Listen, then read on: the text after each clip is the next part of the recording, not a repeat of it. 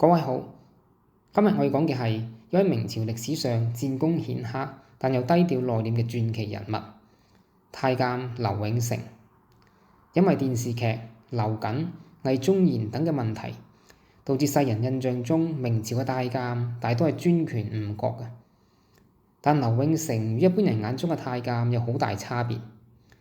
佢歷承祖至憲宗6朝，出入朝廷70餘年，與鄭和齊名，都被史學家評為傑出宦官將領。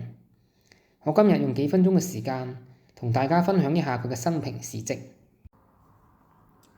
佢12歲入宮，靠嘅唔係奉迎，而係力量同膽識。萬歷野獲編記載，佢因為力氣大而受賞識嘅，尤其擅長騎射。每當出征都會帶上假鬍鬚衝鋒陷陣，凱旋而歸。呢種充滿男子氣概嘅形象，正係佢武將本色嘅寫照。劉永成嘅戰功係實打實嘅。佢早年隨明成祖出征漠北，任偏將。呢個頭銜好易令人誤會佢嘅實際工作，因為劉永成係太監，好多人誤以為隨行期間佢主要負責照料成祖嘅日常起居啦，又或者好似電視劇咁企喺皇帝身邊襯托威儀，必要時為皇帝擋刀。事實上呢個係中軍同親兵嘅工作，唔係偏將嘅工作。偏將係統領一翼或一路大軍嘅軍事指揮官。當發現敵軍主力嘅時候，要先行拖住敵軍嘅主力，等待中軍合圍。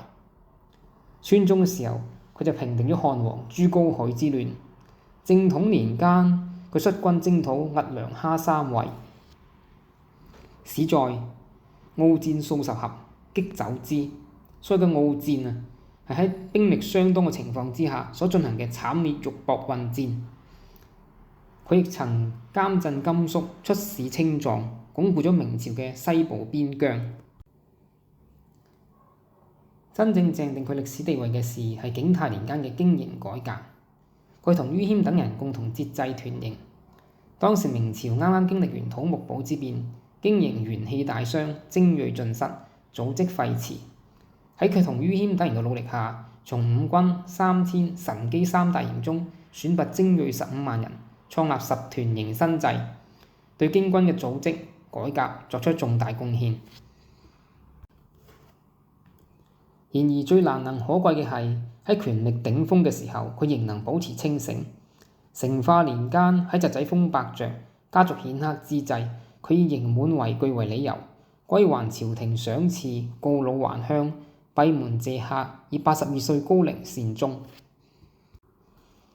總觀劉永成一生，佢既能喺戰場上戴假鬚奮勇殺敵，又能喺朝堂上總督經營改革軍制。